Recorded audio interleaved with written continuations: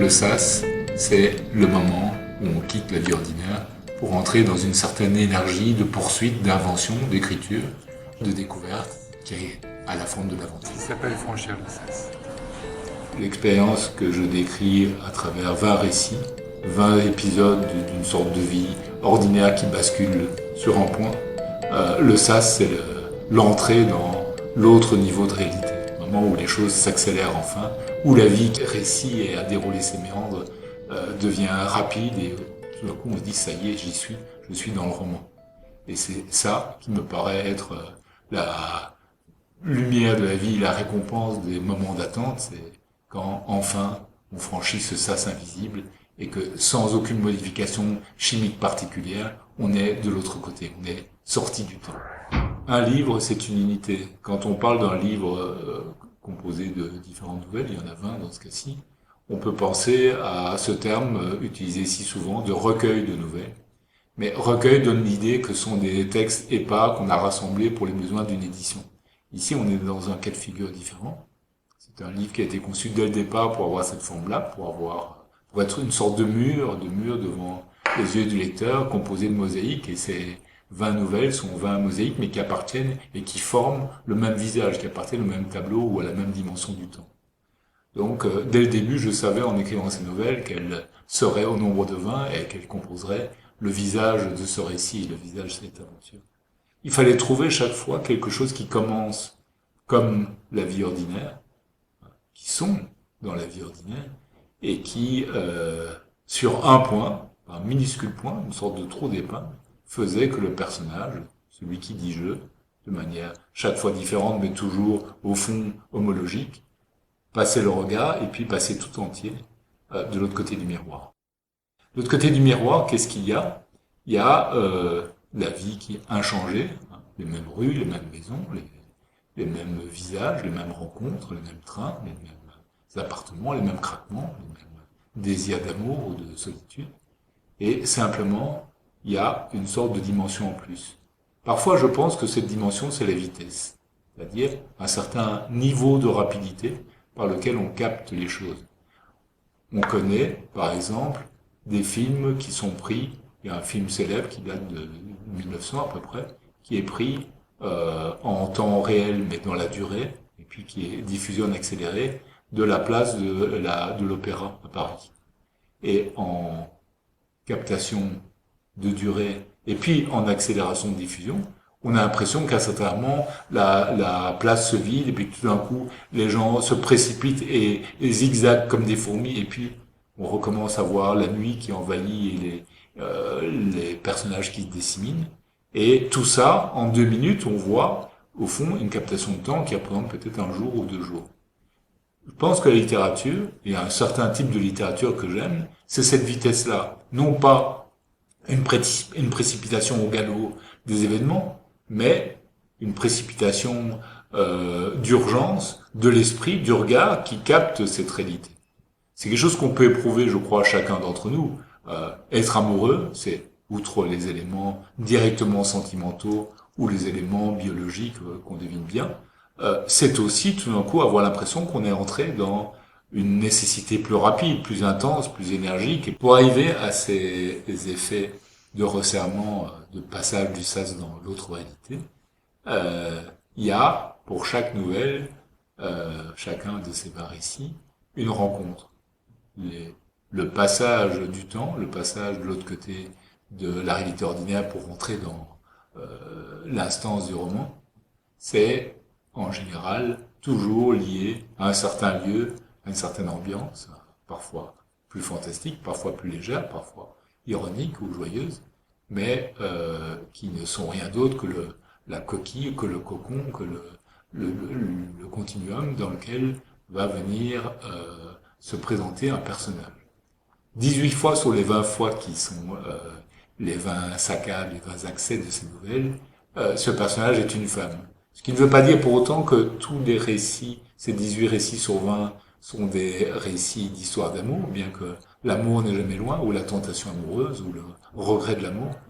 Mais la différence, c'est que ça montre bien que les personnages féminins face au narrateur ne sont pas des prétextes, mais sont des moments d'émotion tels qu'elles créent cette cristallisation. Pas forcément sur l'amour, ça peut être sur le mystère. Pour ceux qui liront le livre, ils verront qu'à certains moments, il s'agit pour ces personnages féminins d'être dans autre chose qu'une intention amoureuse à l'égard du narrateur, d'être dans la recherche d'un secret, dans l'examen d'une cachette, dans le récit d'une autre vie, dans le passage en train ou tout dans une promenade dans la neige ou dans toute autre chose où le narrateur n'est captif que de sa propre énergie et pas du tout de la demande extérieure du personnage féminin.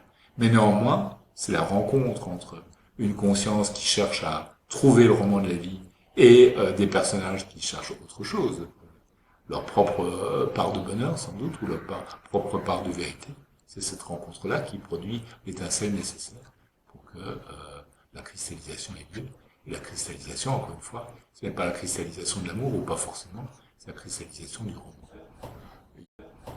Il s'agit soit d'une histoire à vocation amoureuse, et on imagine assez bien que le péril est certain, soit d'histoires qui n'ont pas le moins du monde cette vocation, et où le péril lié à la recherche d'autre chose, à la menace, à une certaine façon de circuler la nuit dans une maison vide ou de chercher sous le parquet quelque chose qui aurait été logé lointainement, ou de mentir, ou de retrouver dans une perspective de dissimulation quelqu'un dans une station enneigée ou toute autre chose qui se présente.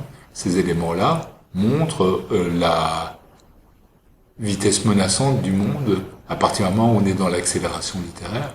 On est aussi dans l'accélération des sensations et des risques. Il y a quelque chose qui n'est jamais neutre. Je pense que la littérature a du mal avec la neutralité. Elle ne peut pas capter objectivement les choses.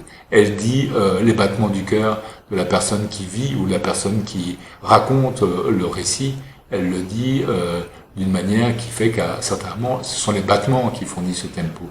Qu'il y a une sursaturation des émotions et savoir jusqu'où on peut saturer sans que ce soit la saturation complète, c'est-à-dire l'écran noir, c'est le jeu de l'écriture qui est parfois intéressant. 18 femmes et 2 hommes. Les 2 hommes, c'est une toute autre histoire. Il y a donc 20 personnages importants, 20 personnages au cœur de ces 20 récits, et qui ne sont pas le narrateur. Le narrateur, chaque fois, est celui qui vit, qui éprouve et qui raconte quelque chose qui n'était pas forcément de nature à le mettre au cœur du jeu. Le cœur du jeu, il est fourni par autrui, par ces 18 femmes, ces 2 hommes qui, chaque fois, sont le protagoniste et à la fois une espèce de rencontre nécessaire que le personnage évoque et restitue. Ces 20 personnages ont tous, j'ai envie de dire ont toutes, puisqu'il y a 18 femmes, mais ne rêvons pas ici, c'est une question de grammaire politique, ont tous un secret. Et le passage du sas effectué par le narrateur pour entrer dans le temps romanesque, c'est-à-dire le temps à l'état pur, celui qui est si évident qu'on l'éprouve de l'extérieur, qui n'est plus notre biotope, mais qui devient la surface opposée à notre regard, une espèce de miroir. Tous ces personnages ont un secret, et le dévoilement de ce secret est toujours le déclic qui permet la résolution. Donc, il y a effectivement 20 secrets qui seront chaque fois évoqués et parfois transgressés par les 20 récits. Il y a un secret plus profond qui est le secret du narrateur lui-même. Pourquoi est-il lui-même? Que fait-il dans ces histoires? Et quel étrange personnage? Toujours différent, mais sans doute unique. Il n'est pas impossible que les 20 récits avec 20 fois une voix qui dit au présent ou au passé « je » renvoie à un même personnage qui serait non pas l'auteur, mais le double héraldique de l'auteur. À ce moment-là, clairement, le secret des secrets, celui qui ne peut pas être révélé parce qu'il n'est pas clairement énoncé, c'est le secret du narrateur. Que fait-il dans cette histoire? Que fait-il dans ce monde? Que fait-il sur cette planète? Qu'est-il en train maintenant de raconter? Et pourquoi y a-t-il une unité à travers ces expériences diverses qu'il raconte? On le voit tour à tour, critique, amoureux, mélancolique, typique assiette voyageur, aventurier, silencieux, homme d'études, fils de famille, être en deuil. Que fait-il? Que cherche-t-il? Et quel est son moyen de révélation de sa réalité? La réponse est toute simple, à mes yeux, et peut-être complexe, peut-être que c'est le mystère qui demeure quand tous les autres mystères ont été dissipés. Là, d'ailleurs, cette sonnerie qu'on vient d'entendre sonne la fin de la récréation.